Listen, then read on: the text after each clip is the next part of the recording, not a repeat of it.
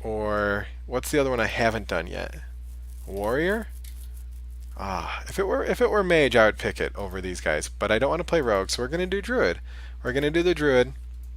I think that the druid has the worst of the arena cards. It has the absolute bottom of them. Uh, if you haven't seen them, let me pull them up for you. I'm gonna do my fancy cut and paste. I'm gonna snipping tool it for you because I'm a nice guy like that. So you can see what I'm talking about. If you haven't seen the druid ones, we'll pull them up here. And then I don't think we want either of them. Maybe. No, I don't think you want either of them. That's the problem. That's the problem with the druid cards is you don't want either of them. However, I think that druid can take advantage of the neutrals better than a couple other classes, right? So if you get the Wanderer into UI, Ultimate Infestation, for 5 mana, that's probably better. See? Heavy duty. Here they are. So flash forward is probably the worst one that they did. It's kind of like Deja Vu where it doesn't give you an advantage. The problem is it gives your opponent an advantage because they get to use the benefit first. Unless you get to use the 2 cards, right? But if you do this on turn 3, then they get the mana before you do. They go from 3 mana to 5 to 6, so you're basically doubling your opponent's mana early on. And this one maybe could be fun in like a standard dragon druid deck, but right now it's not that good. But maybe we'll get it and make it work. Maybe we can make it work. I don't know. But we're not offered those yet, so we're taking a Starfall. A nice shiny Starfall to start with. Ooh.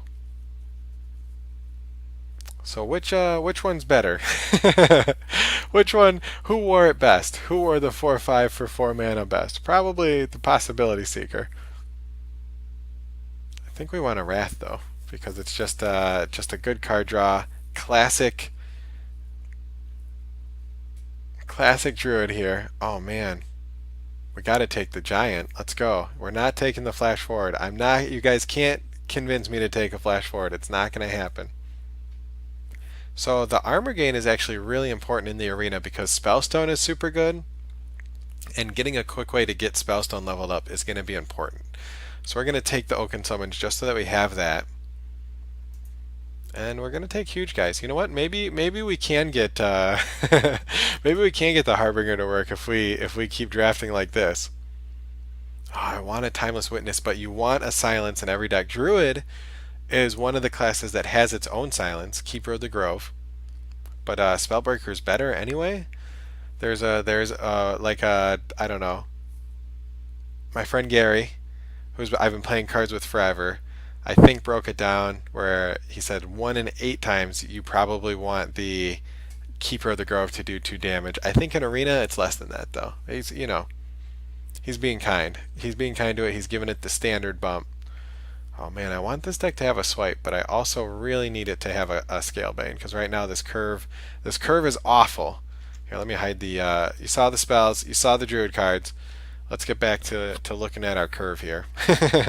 Right now it's a very ugly curve, but I want a second spellbreaker. I don't care. I don't care about the curve. I want 2 spellbreakers more than a healthy curve right now, or at least at 8 picks. These are some weird offers. I don't know how we could possibly get Savage Roar to work. Right now, looking at the deck, it doesn't look like it'll ever take advantage of Savage Roar.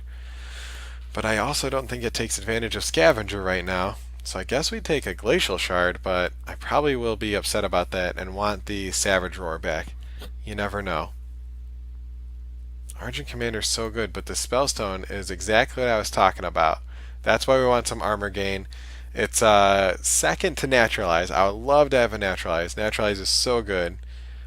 Geist is one of those cards that if you get it going, you just win. So we're going to take it. I guess the Golem. We've got some armor gain. Okay, we need a Spreading Plague. This deck, if it does not have a Spreading Plague, will not go far at all. We've got we've got to spread the plague. So the Basilisk is nice because of the poison.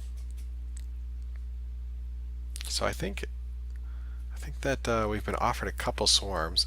So last time I played Druid, before the time hop, we were offered 6 spreading plagues and only took one, and I was upset with that. So I'm actually, even though I want the buff, I'm actually going to take a second spreading plague because it makes a huge difference when you have a second spreading plague. It's kind of like 2 spellbreakers, right? If you silence a steed, the paladin's going to be like, makes sense, they've got a silence. If you silence a second one, it's a huge impact on the game. And I think a second Starfall is good too, but we should get, at some point, should get some minions. Okay, so I'm going to take the buff this time over that Spreading Plague. That's a good buff for us. Okay, what do we got? Okay, so Spiteful Summoner. We already missed the chance at that being good by quite a bit.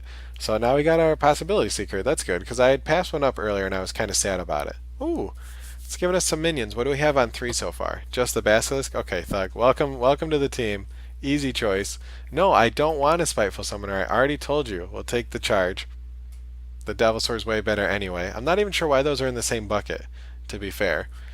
I think that's noob bait right there. So healing, speaking of noob bait, I feel like healing used to be that. It's always been noob bait in a lot of games. They've had to, over time, in every card game, increase the power of healing simply because it's very rare that healing is as good as dealing damage. I mean, every card game, right? Potions have gotten better in Pokemon. Healing Salve, which was the original heal in Magic, isn't even played anymore because it's not good enough.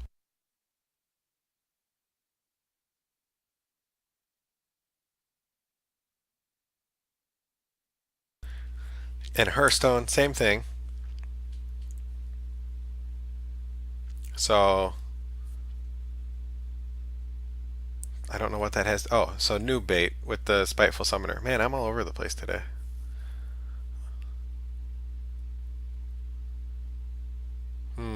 What's our curve look like? So none of these help with the curve except for the Arcane Tyrant, which actually we can play on 3 of these guys. Yeah, I guess we take that.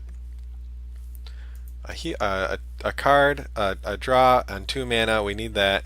We need a lot more down here. This is not. We're 24 cards in. This is not the balance that you want. I might miss this Dragon Tag, but we need a 3-drop. Oh, Ravencaller, my favorite 3-drop. That speaker is so good though. Like, this card's actually really good. But Ravencaller, you know what? I'll show you the value of that. Uh-oh. Uh-oh. I'm going. Oh no. Oh no. Oh, I said I might try the Harbinger. Hold on. Okay, so we've got a lot of high cost. None of which, until you get to the 4th one, is affected by the Harbinger being bad, right? At the start of my turn, I could get a charge, a taunt, or an 8/8. You know what? I'm gonna. I mean, the chances of winning a game's probably between these cards is doubled if I take the Lone Champion, right? It's like Lone Champion helps us with our curve. It's a great card. I can play it pretty much turn 3 every time because I'm not rushing anything out.